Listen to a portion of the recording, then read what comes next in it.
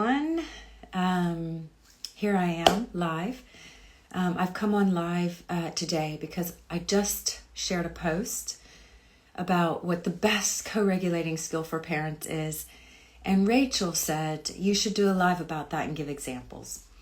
So I thought, okay, I have a few minutes before my next call. I'll hop on and talk about a few examples. So to give more context to the post that I just shared, because sometimes, these words like co-regulating and nervous system and curiosity and compassion and all of that in parenting can get really confusing when we don't have context. So the post that I shared was the best co-regulating skill for parents is silence.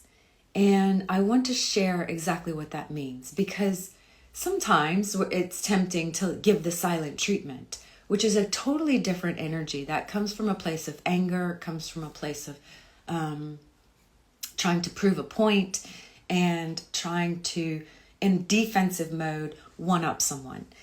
But that's not what we're doing here when we co-regulate with silence. When we co-regulate with silence, what we're doing is we're creating space. Hello, everyone. Thanks for joining. Thank you for being here. So when we use silence to co-regulate, we're creating space. And in that space, it gives us an opportunity to reflect on the reality of the situation that's happening in front of us, our child's needs, our needs, and to drop down from a heightened state so we can gain clarity. And here I'm going to give you two examples of how I have recently used silence in moments of resistance, pushback, that have helped me get a desired outcome, a better desired outcome. So the first one is an example of when I was having a conversation with one of my children, and she was doing homework. And while she was doing homework, she was in her room and she was sitting with the television blaring, watching Glee. And it's quite stimulating, quite live music, a lot of drama in that program. And I'm thinking, how is she able to focus on her homework with all of this distraction and noise going on at the same time? So I went to her and I said, maybe we should turn the TV off, while you do your homework. And she was like, no. And I was like, well, how can you focus while you're, watching TV? And she was like, it helps me to focus. And so, that's her truth. Whether that's true or whether that was just true for her in that moment because that was her need in that moment, I don't know. But that was her truth. So I had to honor that. But it was hard for me to honor that because I was holding on to my belief, which is it's distracting. You should turn the TV off so you could focus on your homework. So we kind of went back and forth. And she was escalating, and I felt that I was getting nowhere. So what I did was I paused because, frankly, I didn't know what else to do. I didn't know what to say without enforcing some sort of consequence or snatching the remote from her and kind of threatening my way as the right way. So I didn't say anything. And I kind of took a moment and I kind of just stopped talking and tried to come back to myself, tried to center myself, access a bit of nervous system regulation so I could connect to the part of my brain that helps me find a resolution, that helps me problem solve and make decisions in a meaningful way. So that's what I did. And in doing that, we were able to find a resolution that worked for both of us. So in honoring her needs and listening to her needs, You're welcome. So someone just wrote, "Hello, Amanda. Thank you for a reminder. Silence and stepping back can help the response." Yes, exactly. And in honoring her needs, which is this is helping her to focus, we compromised and we said, okay, we're going to turn the television off. And you could pop in a headphone and listen to some music. So the big distraction and stimulus, which I didn't want, was taken out of the picture, and her needs were also met, and she was able to listen to her music through her headphones while doing her homework, and it got done.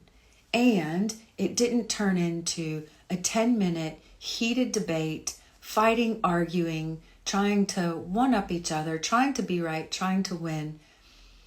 That moment of pause and just shutting up so I could collect myself, center myself, and ground myself allowed me to find a resolution that met both of our needs.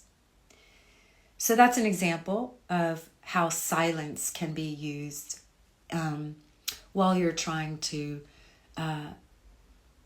find a resolution with a child who is not wanting to do the thing you want them to do, which is all the time. That's what children do. They're always pushing back. Okay, so another example, hope that was helpful.